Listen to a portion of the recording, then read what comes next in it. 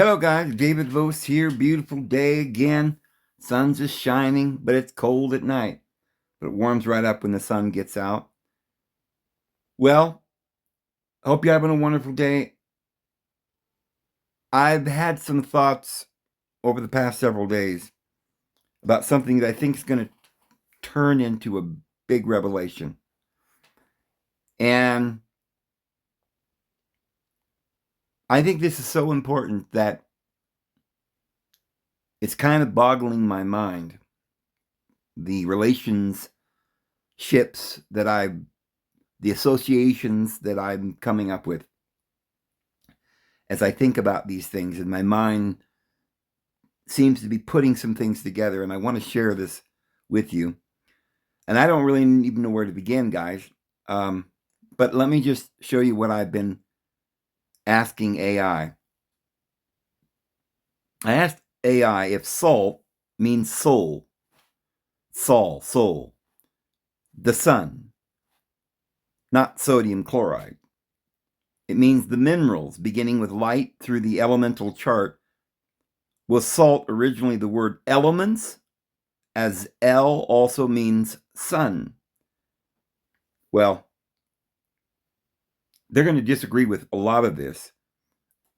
They don't think that L means sun.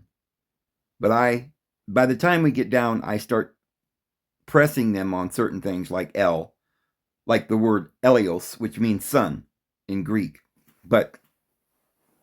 And even in the Hebrew, salt is hal or halo or hello, salute, the salvation. We're going to get into all these things. But this is, that's just a start. And then they say, well, the theory that the word salt originally meant elements because of a connection to soul, sun, and L is not supported by linguistic evidence. The word salt has a distinct and well-established etymology relating specifically to the mineral itself. Okay? But it's not a mineral.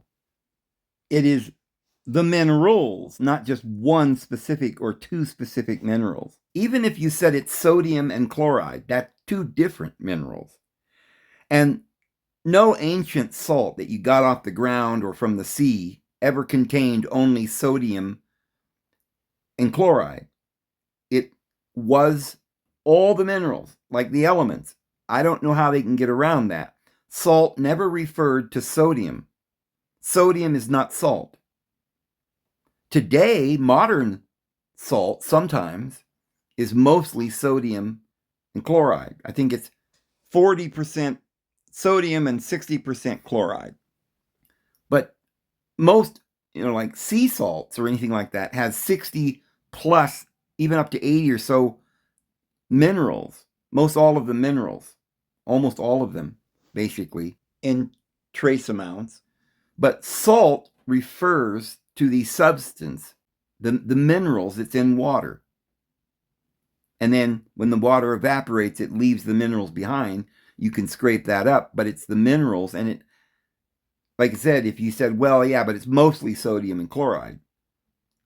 Not really, because what we're talking about water. And water isn't just H2O, but it has mostly oxygen and hydrogen. These are elements at the top. And then it goes all the way to the bottom, all the minerals. Sodium and chloride is in abundance. There's probably a lot of calcium in water, a lot more than just trace amounts, and phosphorus and different things that you will find in mineral water. Water itself isn't just sodium and chloride. It's air, it's hydrogen, it's sodium, it's calcium, it's phosphorus, it's all of these things, including all of the elements in the appropriate portion that the entire world is in, because the earth is air mostly and water, and then it goes down to the harder substances in more trace amounts in relation to the entire world. But it's not just a mineral. Even going by what they said, even if it's two chemicals, it's not one. And so I question some of the information that we have thousands of years later. It's like as if we've lost track of why we used to call it soul. And if you say soul and salt is different because there's a T on it, you have to understand that salute is when you put your hand to your head, your halo, you salute, salutations, hello, hola, aloha, right? All of these words in every nation, when you salute, when you say hello, you point to your head, the top. Now, there's a reason for that. Because L, as I said, also means sun. Because like salt is all the minerals, well, elements are all the L's, or the graduating stages of L, or the Elohim, or the elements. And L also in Greek, al, Elios, it's L, which is and does mean light, the sun. So elements are graduating stages of the whole. And the word L is also come down to us as all, whole, holy, and that kind of thing. So I just want to kind of give you a basic idea there as we go along. Etymology of salt. Proto-Indo-European Pi root. The English word salt derives from the Pi root sal, meaning salt. Okay, sal, sol is sun. It seems quite similar to me. Latin and Greek. The root led to the Latin word sal, genitive salus, which is the source of many related words in English, such as salary, salad, sauce. You know how they put saline solution in your body? Why is it saline solution? Because solution is a water with the salt dissolved, or the minerals dissolved in it. So it's solution. And saline solution is what they put in your veins, because your body, your blood basically is salt. And it is carried throughout your body because the minerals are what is the chain or the graduating stages of life itself, of L, of light. Well, we'll talk more about that. The Germanic, the word came into English from the Old English Celt, which in turn from the Proto-Germanic saltum. The etymology of sol and L. Sol, sun, the Latin word sol meaning sun, and is the root for words like solar, solstice, while the specific type of salt, solution, is sometimes called sol, pronounced sole, with a spiritual connection made to liquid sunlight in some contexts. This is a modern, non-linguistic association. The words for salt and sun have different ancient roots. El is a Semitic word for deity or God, and is not etymologically related to salt or the Indo-European sun root. Conclusion: the word salt has always referred to the specific compound sodium chloride or mineral halite, not elements in a general sense. You know, they say that with such conviction, and yet there are holes in what they're saying that is very blatant just by looking at what they're saying. Because all of you know, and I know, that salt was never just sodium chloride. It was all the minerals.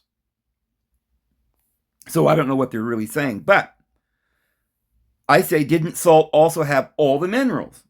And they say, well, while modern unrefined salt, like ancient unrefined salt didn't have all the minerals too? But the modern unrefined salt, such as sea salt, Himalayan salt, or rock salt, naturally contains trace amounts of various minerals like magnesium, potassium, and calcium. The idea that ancient people believed it contained all the minerals, or that the word salt was a general term for elements, is not supported by historical or linguistic evidence. Well, maybe they don't know the linguistic evidence, But the actual evidence is that salt is not sodium. They're different words. Sodium chloride is not salt. Salt refers to the minerals we get out of the sea, which dries up in the lowlands where the sea, where there used to be a sea or something, and it's not there anymore, and you can get the mineralization that came from the sea. And we call it salt, and it contains most all of the elements, if not all of them in many cases. There's actually over 100 elements, but really natural elements are about 90, and that's what you would find in seawater. Would have 90 elements, which is literally made up of about 6,000 to 10,000 minerals. And all of the 10,000 known minerals, they only know about 6,000, but they claim there are probably about 10,000 minerals in the world. And all of those minerals, 10,000 of them, are literally making the 80 to 90 elements that you find in the water. So all of the minerals and all of the elements are in the water, because you're not just getting the sea salt, which is the 80, 90 elements, but you're getting the other 10 or so that includes oxygen and hydrogen and these gases, nitrogen that evaporate. So you put the water back in the sea salt, and you literally have every known mineral element in the known universe. All of the elements that are in life that used to be known as just four: air, fire, water, and earth. But now they've distinguished about 100 elements and about 10,000 chemical minerals that make up all of that. And all of it is found in seawater, but you've got to dilute it with more water, right? Because it's prone to evaporation. Water evaporates, and then it just gets more and more of these hard substances. So when you get seawater, you just have to add, a couple of tablespoons of seawater to your quart of water, whatever it is. I don't know the exact number. I want to experiment and find out the exact proper ratio, and I haven't done that yet. But we know it's about 1/4 of a teaspoon per liter of water. But that's not confirmed in my research. I do not know the proper ratio. But this is what a lot of people say, about 1/4 of a teaspoon to a liter of water. And then you have every known element, mineral known to man that your body needs. The entire cosmology of the universe that you're putting into your body, everything your body needs. Because even phytochemicals and proteins and all of this, everything's made of these 10,000 building blocks. This is another thing that they don't teach us, and I don't think I've ever met a soul on this earth that ever knew this information. And I wasn't aware of it until recently myself. But every known thing in the universe, everything is made up of those minerals. About 6,000 to 10,000 minerals that make up all the elements, that make up all the compounds and protein and fats and carbohydrates or something in your DNA and all of it. Everything in your body is made up of that sea salt. Everything. And that's in the exact proportions that the divine being made for us. And you say, well, what? We got to go out and scrape up salt from the ground and be healthy? Well, we'll talk about this. Jesus seems to indicate that we do need salt. And mankind always said, the book of Sirach says that salt is a necessary thing for human life, and it adds stuff like honey and bread and iron. But I think he's talking about you need iron to make tools to till the ground and even maybe weapons or something. That's why we need iron. But we also need, for our health, it says that we must have salt. for well-being in the book of Sirach or Ecclesiasticus.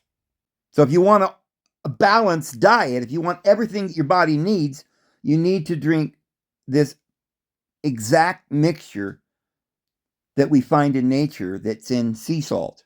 And one thing that they confuse you with when they say, well, not really, because it's mostly chloride, like they're saying here, and all these other things that are in sea salt, it's just trace minerals. You're not getting very much of it. Yeah, you're not supposed to have very much gold and plutonium and uranium. Those need to be in trace amounts. But there is more than what they want you to believe in mineral water of other things like phosphorus and calcium and all these kinds of things. Yeah, there's a lot of chloride and sodium and calcium and magnesium and this kind of thing in well water or in sea water. So it's not what they're saying that it's not complete or it's not balanced. It is perfectly balanced because in the world, you have mostly air, mostly water.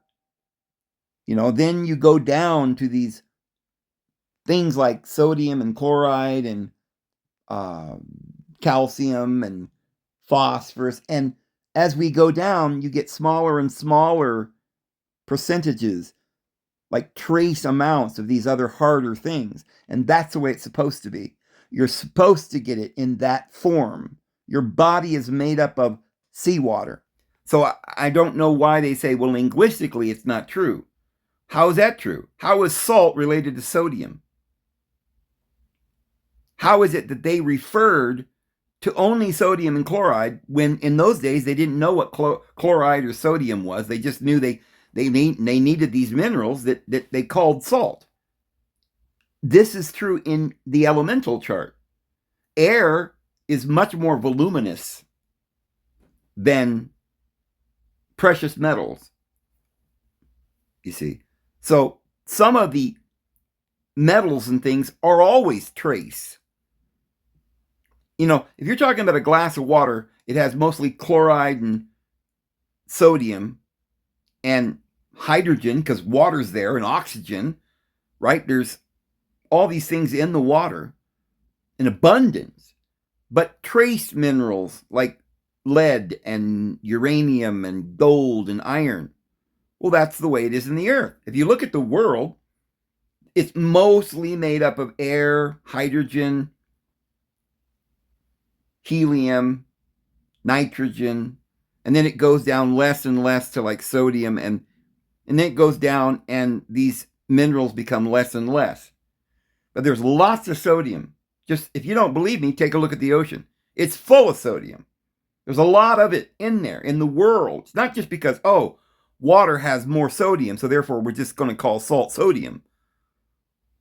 Water has air, hydrogen, it has oxygen, it has nitrogen, it has sodium and chloride in less amounts than those ones I talked about. So it's not just sodium and chloride. It also has water and air. And then in the exact proportions, it has the smaller trace because the earth itself has small amounts of precious metals, mostly water. And there's more phosphorus and sulfur and potassium and that kind of thing than there would be lead or gold. That's why gold is precious, because it's rare. And that's why in your water, gold is rare. There's trace amounts, but it's got to be there because it's not a little particle like they say. It's a vibration that needs to be in the fullness of the vibrations of the earth. You need all those harmonies to harmonize your own body. But they don't understand any of this, and so we're going to try to educate them today. And this is going to help us to understand how to be healthy. And I'm going to show you from the Bible that this is something that they always knew. From the very beginning of the Hebrews and their covenants, they always made the covenant by salt. And friendship, contracts were always made with eating salt. And because salt means salvation.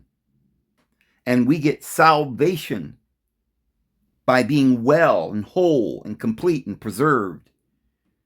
But now we're also going to show how salt gives life to water and to everything around if it's done in certain proportions. Like where Elisha was told that the land was barren. It was a beautiful land, but it was barren and the water was killing everything. It was poison. So Elisha got a bowl of salt and dumped it into the spring, and it healed the water in the land. But then you go to another verse in the Bible where Abimelech didn't like certain people he was having a war with, and he murdered them all, and then he took salt in extreme, huge amounts of salt and threw the salt all over the fields and the roadways and the byways and everywhere, and everything died. Because too much salt will kill you. There has to be a balance. Too much water, if you drink, say, 10 gallons of water every day, you'll die. So everything has a balance. You don't want to drink too much water or eat too much food, you see, or put too much salt in your body. Your blood, if it doesn't have salt, I mean, that's what it is. It's saline with red blood cells and hemoglobin, but that's what carries the oxygen. But the rest of it's saline. The fluid in your body is saline. And if you don't have enough saline, you will die very soon. If you have too much, you'll die very soon. You have to have an exact balance. And the funny thing about that is that in modern medicine, they seem to know some of this. I asked AI yesterday that if you put salt in your water and drank it, and you pee out, it's going to pee out all the toxins, will it pee out the bacteria and infections? And it said yes, but don't do it. Well, why? Well, we don't want you to do it because it could cause damage to your liver, your kidneys. Well, isn't that what your kidneys and liver does, is excrete the poisons and filter all these toxins by means of salt? Yes. Okay, so then wouldn't it be better if you would just recommend how much salt one needs so the body and the kidneys and the liver can function correctly and get rid of your toxins and bacteria and give you salvation? They're like, no. Right? You probably get enough salt in your food, so don't put any salt in your water. Well, maybe the problem is that people are eating not salt, but chemicals that aren't salt, and maybe they are in some cases eating too much salt. If that all they do is sit around eating potato chips. And some people put quite a bit of salt on the food, but I've never seen anybody put a whole spoon of salt all over their food. And you need at least a spoon of salt every day. So it seems to me, I've lived in the Rocky Mountain area most of my life.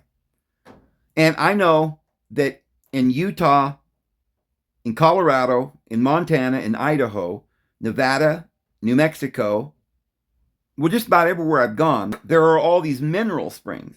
And I think most people have no clue what a mineral spring is. They think, oh, it's just water with a little minerals more, maybe hard water.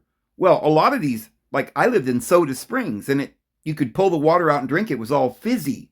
And that's the case of a lot of springs. You've heard of Perrier or Pellagra that you could buy at the store that are naturally carbonated, and they make you think it's some kind of strange thing. Well, that's true of most water.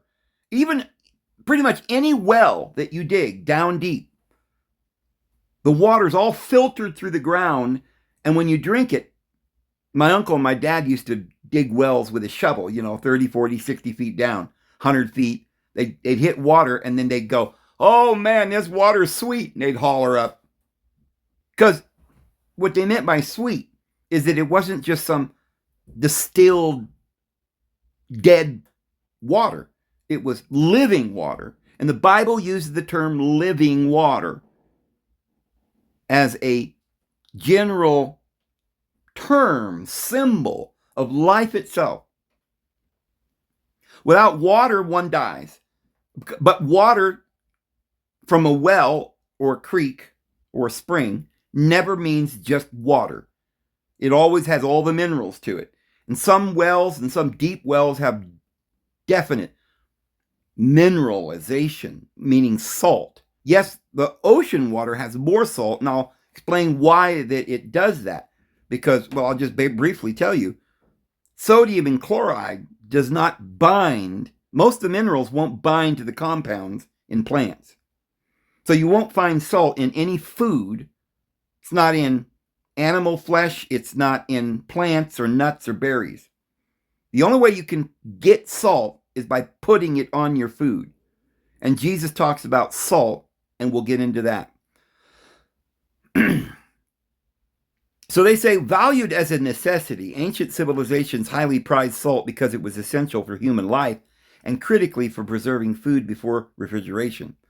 It was a vital trade commodity, sometimes even used as currency, leading to the word salary from the Roman salarium, or salt money.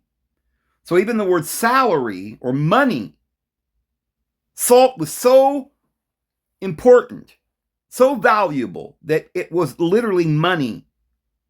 It was value. It was the most valuable thing. If a family lived in the woods and they had no salt, they would die. They couldn't preserve their foods if they didn't have refrigerators. And it wasn't just they couldn't preserve their food, they wouldn't be able to preserve their life. Because if you go out and eat nuts and berries and plants, at some point you're going to go, wait a minute, I'm dying. Why? Well, you don't have any salt. Salt is something you have to go and extract. Now, people might have gotten by if they'd have had water from springs or wells.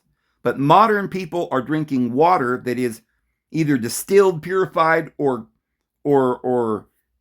from the city, which has been reconstituted from sewers. And it's been filtered, and all of the minerals have been taken out of it, and it's running through your pipes.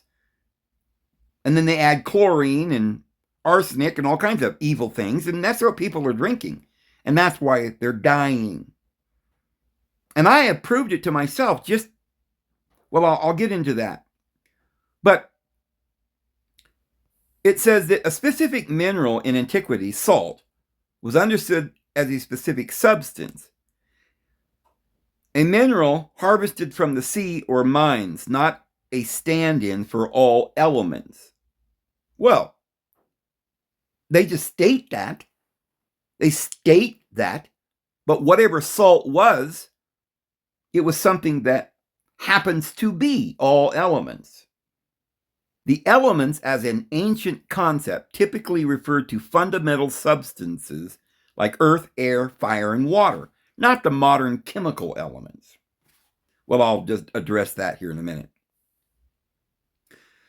Texts like the biblical book of Sirach do rank salt among the elements necessary for man's life, highlighting its importance for survival, but not implying it contained every mineral. Well, of course, it doesn't have to imply that, because the word salt literally means all the minerals, because it's the word soul, just like the word element starts with the word El, which I will prove means light or sun. And so they refer to it as the sun, or the light, congealed in its various stages down to the most hard elements. And that's why gold, being hard, was called ore or light, because it's light solidified.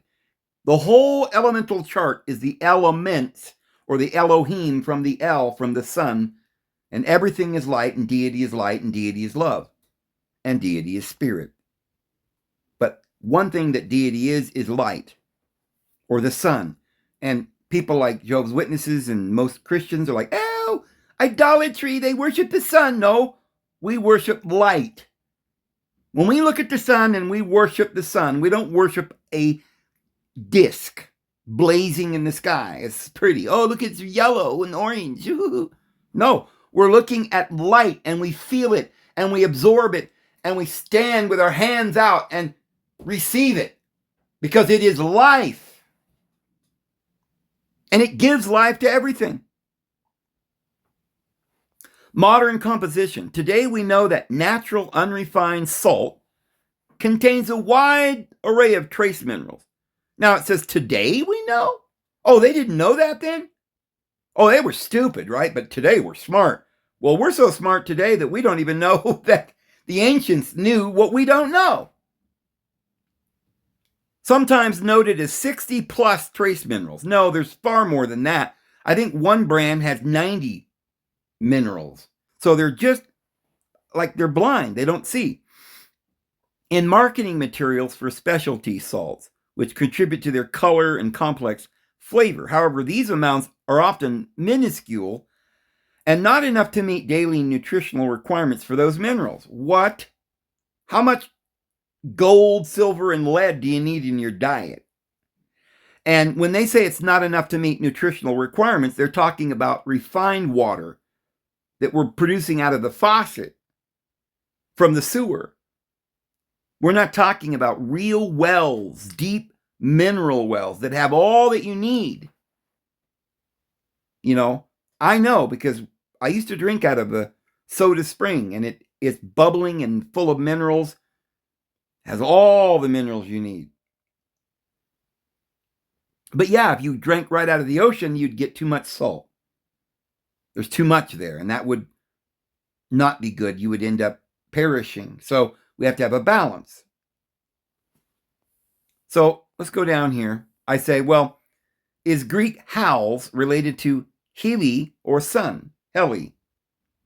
No, the Greek word hals, meaning salt or sea, is not related to Helios, the Greek word for sun. They have entirely different and distinct linguistic origins. So hals is salt sea, briny. Helios is sun. Why they seem similar. Coincidence in sound, different ancient Greek spelling and pronunciation. The Greek used different letters for long and short vowel sounds. Hals had a short A, while Helios had a long E, making them more distinct. No, those are people pronounced vowels differently, but that doesn't mean they're not the same word. It's just how people began to pronounce them. Different origins, the roots for salt, sal, and sun, saul, were already distinct at the Proto-Indo-European level. Yeah, but I go back further to the Tower of Babel, where they were all related. They're not going as far back as I am to getting the roots. They're only going back to this Proto-Indo-European language, construct that they've got going on their little head. So, sun is essential for producing sea salt through evaporation. Well, that's interesting. So I said, where did the English word sun come from? I noticed some old English words start with an S, but the last part seems like a related word in Sumerian. An means God or heaven, high, the highest. Element is helium, which is Helios, sun. Why did the Scandinavians add S to things? Like sal from Greek hal. The English word sun comes from ancient Germanic roots and is part of the larger Indo-European language family. The various connections you observe are largely coincidental in modern English. It's all coincidental. The Proto-Germanic sunen. The Germanic word comes from the alternative form of the root saul, soul. And somehow you get sun from saul. But saul is not related to soul or salt, in their mind. And then Helios is not related to, because remember, it's just L, right? The Eos is syntax. The S at the beginning of sun, sun, suna, soni,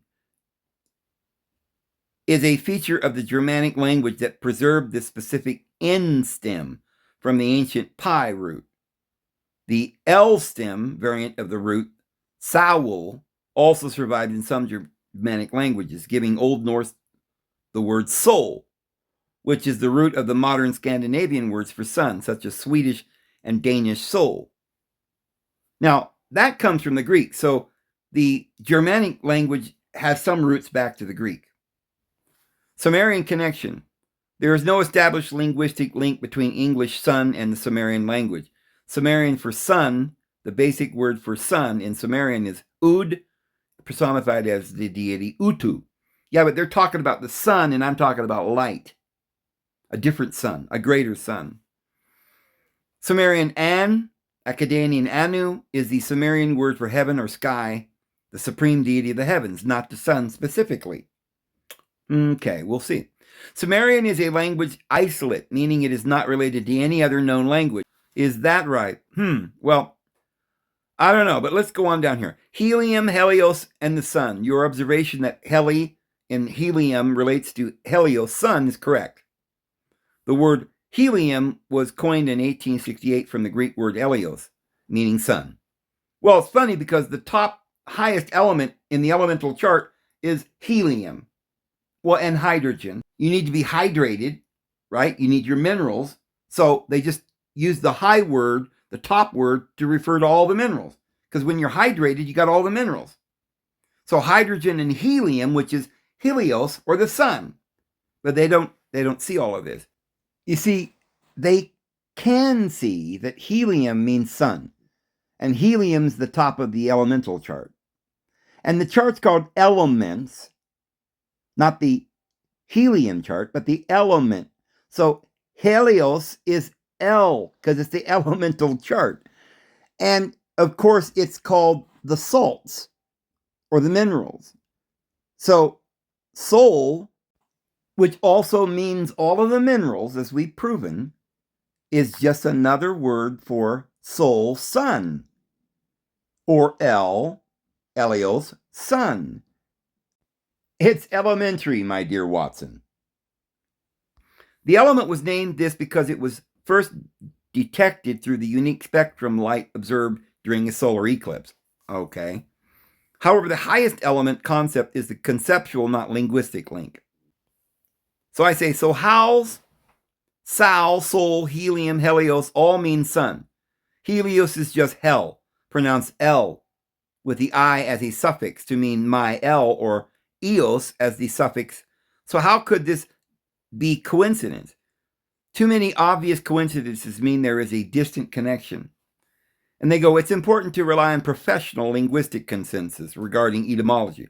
While the words Sol, Helium, and Helios are genuinely related through their shared Proto-Indo-European root for sun, the words Howls, salt, and Sal, salt, stem from completely separate, unrelated roots.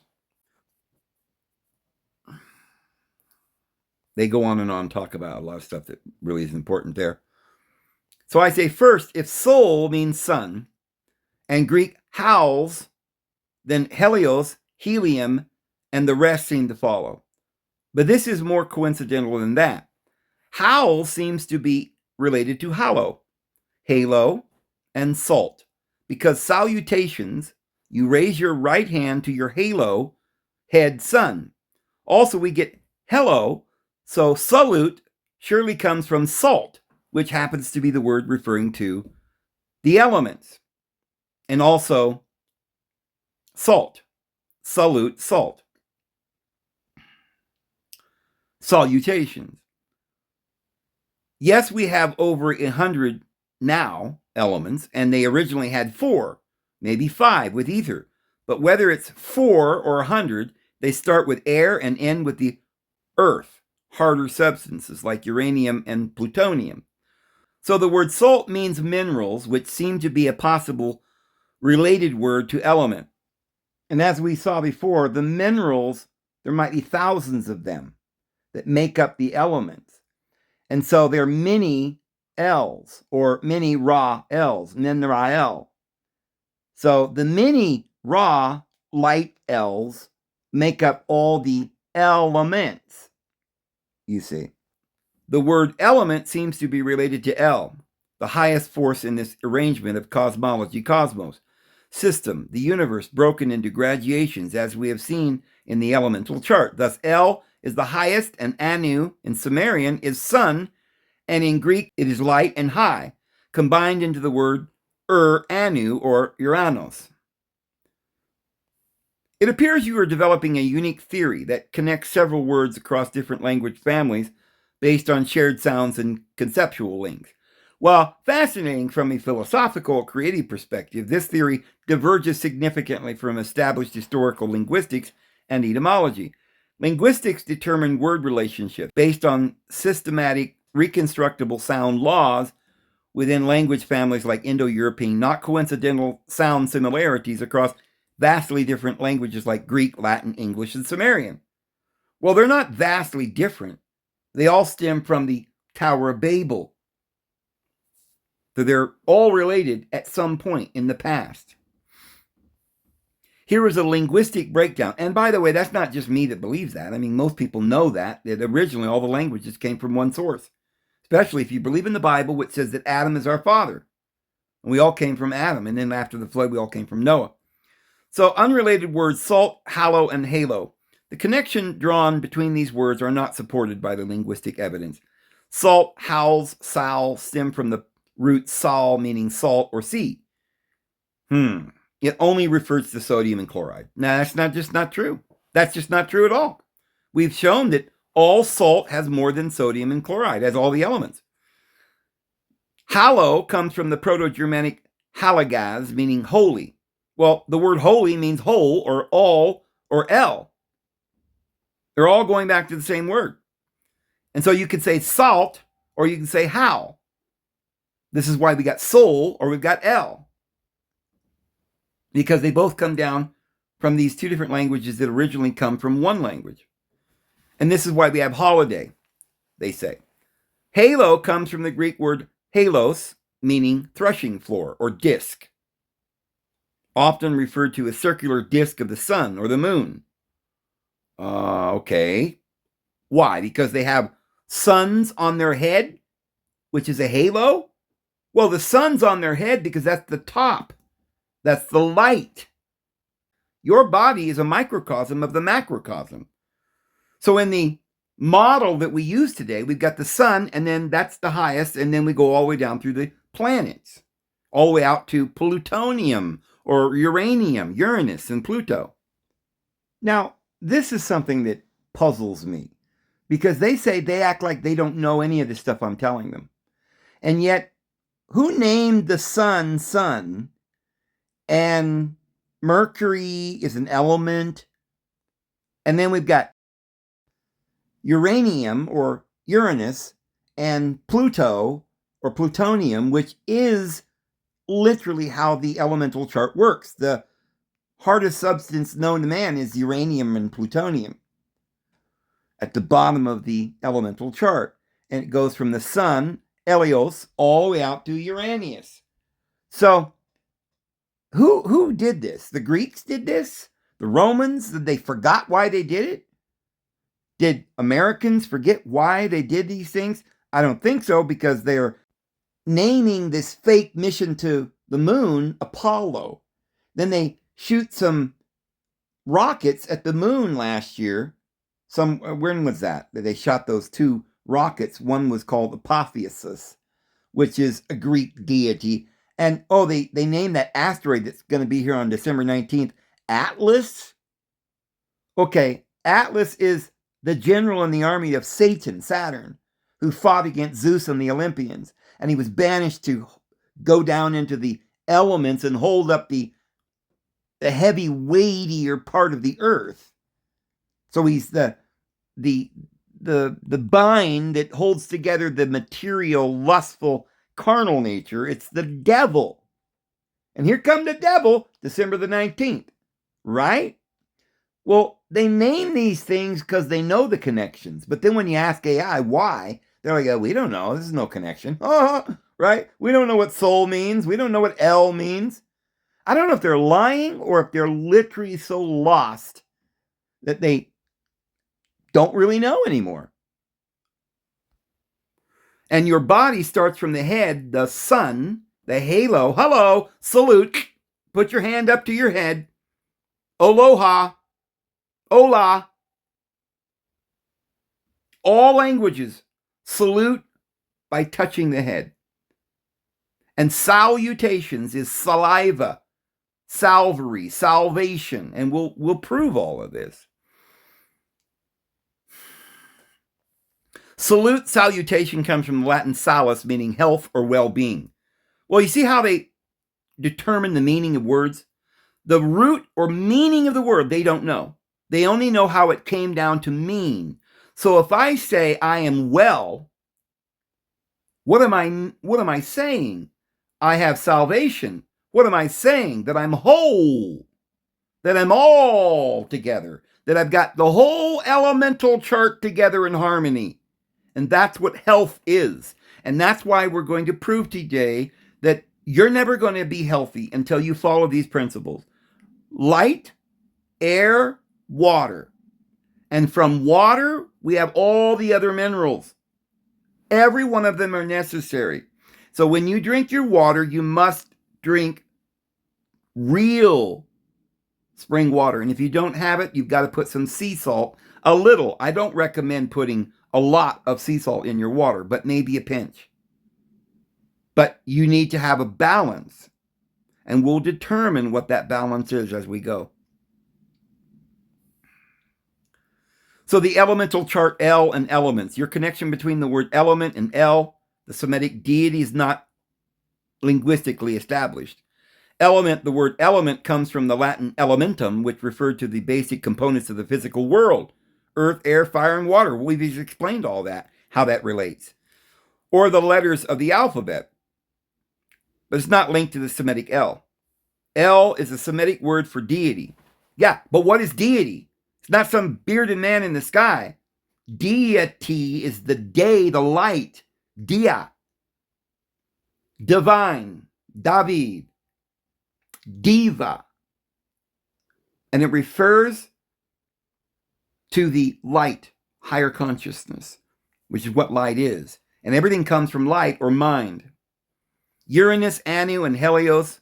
Okay, all they're going to do is poo-poo everything I've been saying here. An or Anu is Sumerian, and it means the sky. Well, yeah, the sky is high, and that's air, and that's the top. Hydrogen, helium, Helios. Those are the things at the top.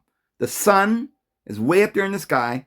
That's why they got Anu and Or together in Greek, Uranus, which is the highest.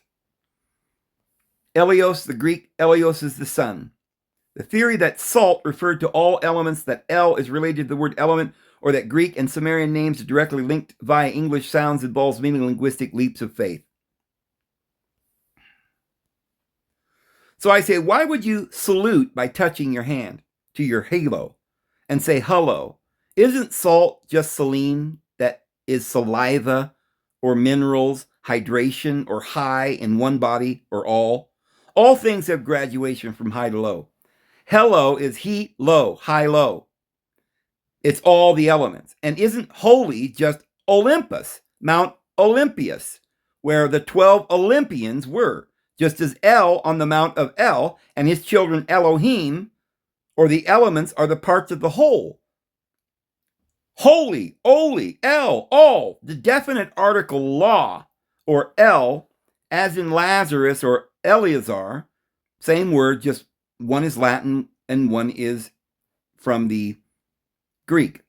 Then we get to the modern times when we take the S or a T or L away from the syntax and use them as determinants, conjunctions, and pronouns. But the definite article is distinguishing a part of a thing from the all, the whole thing. Thus, deity is the all, and since the all is light, deity is all, and light is high.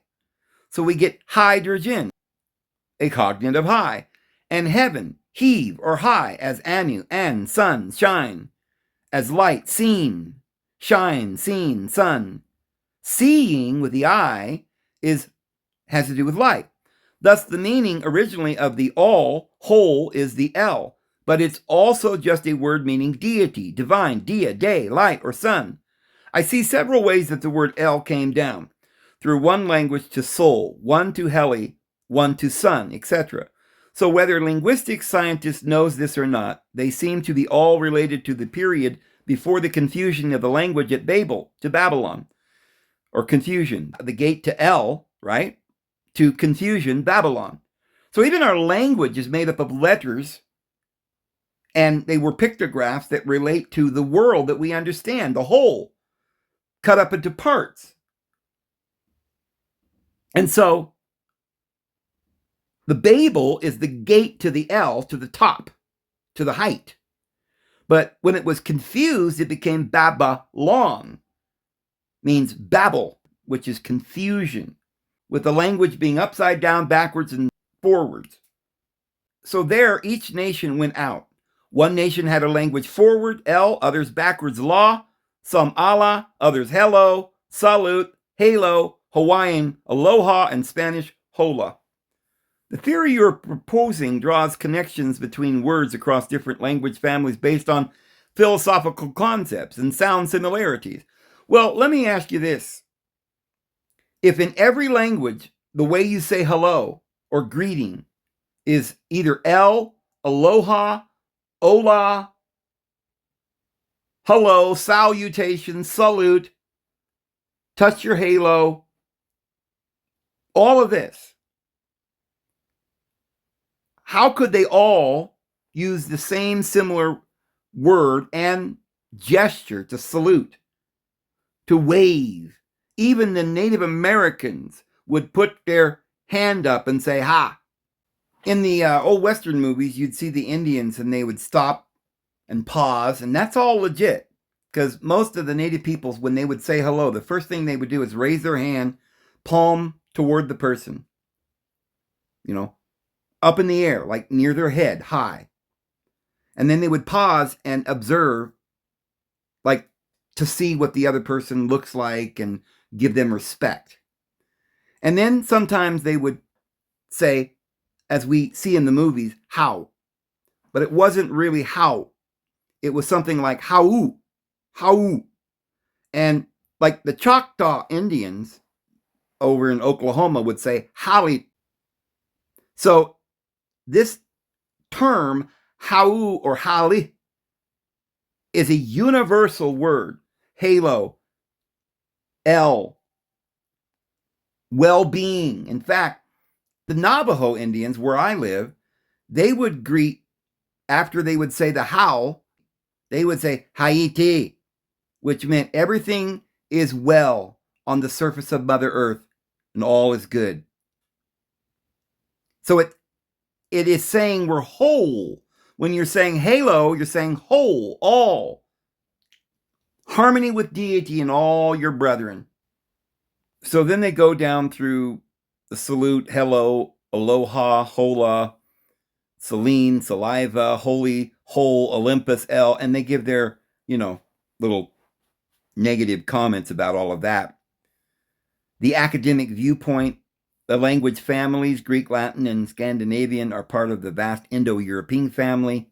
They get too stuck on this Indo-European because they need to, if they wanted to really understand, they'd know that the Indo-European family was Israelites that were in Egypt, that were taken captive into Assyria and went over the Caucasus Mountains. And so they came from Africa, and the Canaanites and the El and that kind of Semitic language and Sumerian, and they moved up into Europe and they became English, Scandinavian, Greek, Latin, and that's the European part. And then the Indo means that they went from Europe over the Caucasus Mountains over into India and China. And all the languages are related to Indo-European languages because that is related to Assyrian, Akkadian, Sumerian by interaction with Israelites who came from Egypt. But they don't trace it that far back as I am. So at the bottom they say, the theory you're proposing is a fascinating creation of a personal cosmology that connects vast ideas, deity, sun elements through the mechanism of language, but it stands outside the consensus of professional etymological science. Well, now, let me share with you some other very important aspects of this as it relates to health, because the first thing that I was thinking about is how Jesus said in Matthew and several places in Luke and so forth, that if the salt loses its savor, it's good for nothing. And I thought, what is he really talking about? Why is that so important? Why is he talking about salt? because he says, you are the salt of the earth. If the salt loses its savor, and by the way, the word savor there doesn't mean savor. So this is why in Numbers 18:19, deity established a permanent covenant of salt with the Levites. And then Judges 9:45 shows that Abimelech sowed a conquered city with salt, symbolizes destruction and barrenness. So salt can be used to destroy. See, because it gets imbalanced if you put too much salt. And Abimelech, or father Molech, sowed salt and conquered an entire land or city by sowing salt all over their land, and it made it barren. So 2 Kings 2 verse 19 says, and the men of the city said to Elisha, behold, I pray thee, the situation of this city is pleasant, as my Lord seeth, but the water is not, and the ground is barren. And so Elisha said, bring me a new cruse. Well, that's a bowl or a vase or a pitcher to put water in. And he said, put salt therein, put salt in the bowl. And they brought it to him. And he went forth unto the spring of the waters. It was probably a big urn, right? And so they filled it with salt. And he went forth unto the spring of the waters, and cast the salt there, and said, thus saith the Lord, I have healed these waters. There shall not be from thence any more death or barren land. So the waters were healed unto this day, according to the saying of Elisha which he spake. Now I think most people would read that and say, oh, it's symbolic. He put some salt in the water and it healed. It was a miracle. He's a prophet, for the Lord's sake. You know, it was magic. But isn't it interesting that salt will disinfect water that is got bad bacteria in it? And that salt will take out harmful toxins, take out things that you don't want in your water. Not only infection, bacteria, toxins, chemicals, anything that may be poison, salt will remove. And buddy, it does it in no time. You have a wound, you put salt on it, bam. Now you pulled out any of the infection. You've got a bad tooth or an infection in your mouth, an abscess, gargle with hot salt water, and it draws out the poison just bam, like that. It takes all toxins and bad things out of your body if you put it in your body. In fact, that's how your body gets rid of infection. Your kidneys will send some salt into your blood, and it will go to the place where you have an infection and remove it. That's the thing that removes not just infection, but toxins, chemicals, or elements that aren't in harmony. It brings it into harmony. Because you see, salt follows water. Minerals follow the water. So when you drink water with all the minerals, it goes into your body, goes into your bloodstream, and goes to all parts of your body and literally heals you and brings life to every part of your body. But just like light itself, you need it all day long. You need sunshine. But at the same time, if you lay out in the sun and just lay there and burn your skin, you can die. Yeah, you can get too much light. You can look into the sun and blind your eyes. So it's a balance. Life is a balance of the lower and the spiritual. But we don't want too much physical. But our physical has got to be illuminated by the light, or else we're not going to have a good material existence. But we're at an hour, and I'm going to go ahead and leave it there. But this is only the beginning of what I'm trying to say about salt. Because I want to do a video, or actually, I'm going to be doing some research, maybe, shall we say, as to just exactly what this means for our health and what we can do to use this for our health. And whether or not it's true we should put sea salt in our water, or what, just exactly what all of this means. So I'll get back to you on the conclusion of this video, and I hope you have a wonderful day. You know the Lord loves you. His grace and His peace will always be with you guys, and we'll see you tomorrow. Have a good one.